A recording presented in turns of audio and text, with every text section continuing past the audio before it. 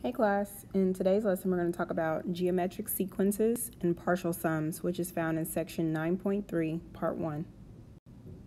Our objectives are to recognize, write, and find the nth terms of geometric sequences. Okay, so just a little bit of vocabulary. A geometric sequence has consecutive terms with a common ratio. So to kind of compare that with arithmetic sequences, those were consecutive terms with a common difference, and so these have a common ratio. And as a reminder, ratios we typically think of as a fraction, like A over B. So in other words, the fact that we see a fraction just lets you know that we are dividing, and sometimes also multiplying, okay? All right, so here it says, state the first term and common ratio of the sequence. So our first term on this one will be 2. Pretty easy to identify. And then the ratio, the common ratio here is going to be 2 because I'm multiplying between 2 and 4, I'm multiplying by 2, and between 4 and 8, I'm multiplying by 2. Okay, when it's not so obvious of a ratio to figure out, what you would typically do, just like how we did with sequences, we would subtract the second from the first, or the second minus the first. On these, we will do the second divided by the first. So on this one, for example, we would do 4 divided by 2, and that still gave us 2 as a common ratio. Okay, so for the second one, our first term is 12.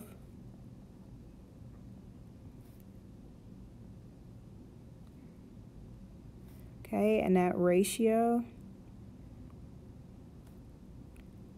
is going to be 3. And again, I could figure that out with these two numbers by saying 36 divided by 12 is 3. Okay.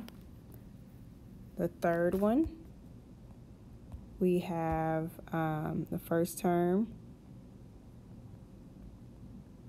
as negative 1/3, and that ratio as, well, let's figure it out. So we have 1/9 divided by negative 1/3. When you divide by a fraction, remember it's the same thing as multiplying by the reciprocal. So this will be 1/9 times negative 3 over 1. That reduces down to negative 3 over 9, which is the same thing as negative 1/3. So this common ratio is negative 1/3. Okay, I've somewhat run out of space for the last one. But the last one is pretty easy to kind of look at because it's actually not going to share a common ratio at all, because I see with 1 and 4, I could do 4 divided by 1, that gives me 4, but then 9 divided by 4 is not also 4. So this last one is not a geometric sequence. So not a geometric sequence. I'm running out of space, so I'm going to say geosec, but it's a geometric sequence. All right, let's look at the next part. Okay, so this is a formula. It says the nth term of a geometric sequence has the form a sub n equals a sub 1 times r to the n minus 1 power, where r is the common ratio of consecutive terms of the sequence. So a sub n is the number at the nth term. We've dealt with that before when we were dealing with arithmetic sequences. And a lot of times it's also the last number. Okay. A sub 1 would be the first number. R, we already know, is the common ratio. And n is the number of terms.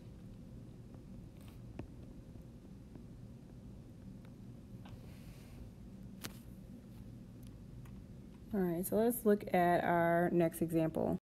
So in example 2, it says, write the first 5 terms of geometric sequence whose first term is 3 and whose common ratio is 2. So I know we can figure that out without a formula. However, we're going to refer to our formula to be able to do this. So our formula says a sub n equals a sub 1 times r to the n minus 1 power. So for a sub 1, we already know what a sub 1 is. It's given to us as 3. But if I want to find a sub 2, then I'm going to use my formula. So a sub 2 would equal a sub 1, which is the first number, times the ratio, which is 2, times n minus 1. N is 2, so this would be 2 minus 1. That would be 3 times 2 to the first power, which is going to give us 6.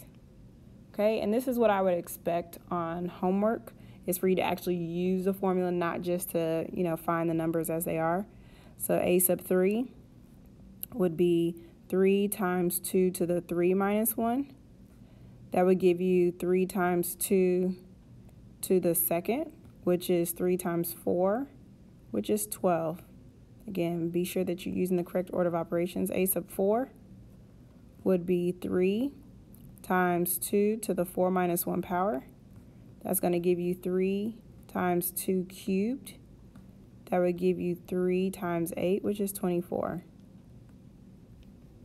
And then the last one, because I'm out of space a little bit, a sub 5 would be 3 times 2 to the 5 minus 1 power, which would be 3 times 2 to the 4th, which would be 3 times 16, which is 48. So those are the first 5 terms of that geometric sequence.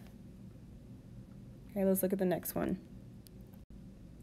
It says find the 15th term of the geometric sequence whose first term is 20 and whose common ratio is 1.05.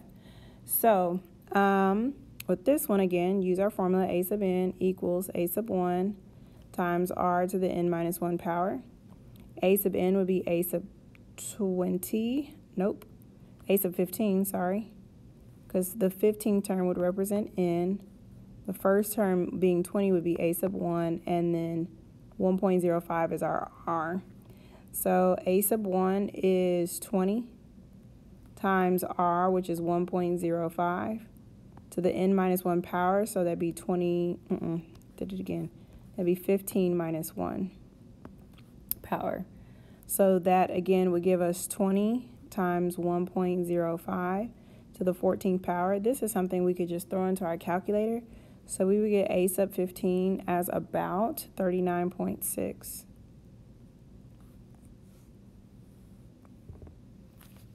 All right, and then for our last problem. So we are asked to find a formula for the nth term of the following geometric sequence. And then we are asked, what is the 9th term of the sequence? So if they just want you to find a formula, a general formula for the sequence, all you're going to do is substitute in the information that you know, leaving it as a sub n. So remember the formula is a sub n equals a sub 1 times r to the n minus 1 power. So that would give you a sub n equal to a sub 1, which is 5, times r. Well, we can probably pretty easily see that this is times 3 every time, right? But again, if you couldn't, remember to do one of the following numbers and divide it by a previous. So 45 divided by 15 will give you 3, okay? So this would be 5 times 3 to the n minus 1 power. This is setting it up using just the formula. And then it goes on to ask, well, what is the 9th term? So to find the 9th term, we would actually apply it. So a sub 9 equals 5 times 3 to the 9 minus 1 power, which will give us 5 times 3 to the 8th power. And as an answer, a sub 9 equals 32,805.